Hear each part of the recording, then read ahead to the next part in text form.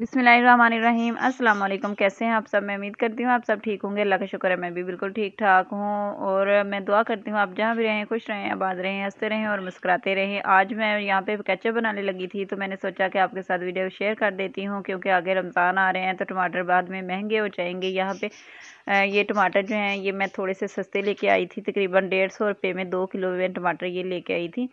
तो यहाँ पे मैंने टमाटरों को अच्छी तरह से धो लिया था। धो लेने के बाद जो है हम इनकी कटिंग करेंगे। कटिंग आप किसी भी तरीके से कर सकते हैं, छोटे टुकड़ों में भी कर सकते हैं और बड़े में भी, क्योंकि टमाटर जो हैं ये बहुत ही जल्दी से सॉफ्ट हो जाते हैं।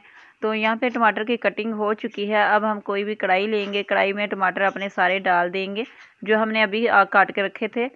तो कढ़ाई में मैंने टमाटर डाल दिए। अब हम 6 से 7 जवे लहसुन के डाल देंगे। एक यहाँ पे कटी हुई प्याज शामिल कर देंगे। प्याज शामिल करने के बाद 5 से 6 लौंग यहाँ पे मैं डाल दूँगी।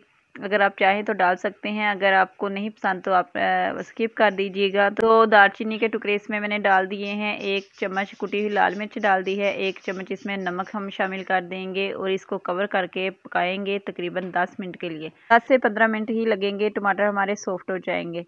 तो मैं इसे पका लेती हूँ। 10 मिनट के बाद फिर आपको चेक करवाती हूँ। तो यहाँ पे 10 मिनट हो चुके हैं। अब हम कवर उठाएंगे और इनको चेक करेंगे तो टमाटर हमारे काफ़ी हद तक सॉफ्ट हो चुके हैं, अच्छी तरह से गल चुके हैं। अब हमने जो खड़े मसाले डाले थे वो निकाल देंगे, जैसे दालचीनी और लौंग वगैरह।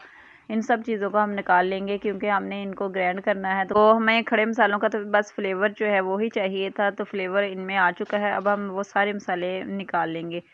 तो यहाँ पे मैं सारे मसाले जो हैं वो निकाल लेती हूँ।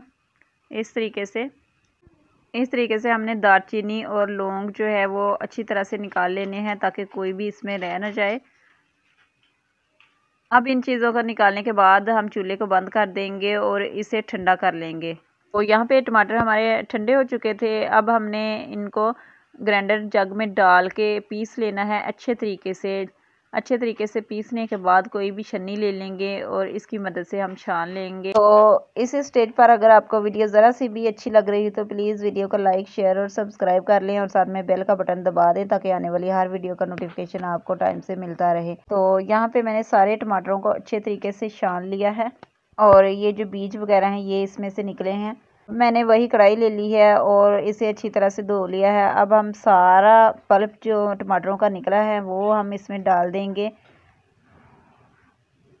और डालने के बाद आपने इसे बहुत ही एहतियात से पकाना है क्योंकि इसके छींटे जो हैं ये बहुत ही ख़तरनाक होते हैं। अब हम इसमें 1 प्याली चीनी डालेंगे। चीनी जो है वो अपने हिसाब से आप कम या ज़्यादा कर सकते हैं।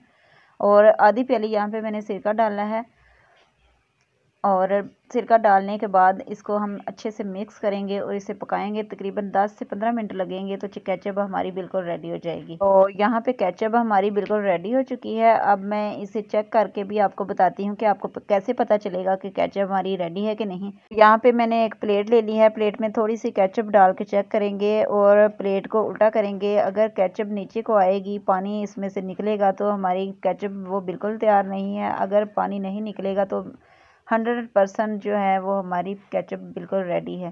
तो ये देखें बहुत ही मज़े की बहुत ही अच्छी केचप हमारी तैयार हो चुकी है। तो ये थी मेरी आज की वीडियो। उम्मीद है कि आपको पसंद आई होगी। पसंद आई तो लाइक शेयर आपने ज़रूर करना है। मिलते हैं नेक्स्ट वीडियो में, तब तक के लिए अल्लाह हाफिज़।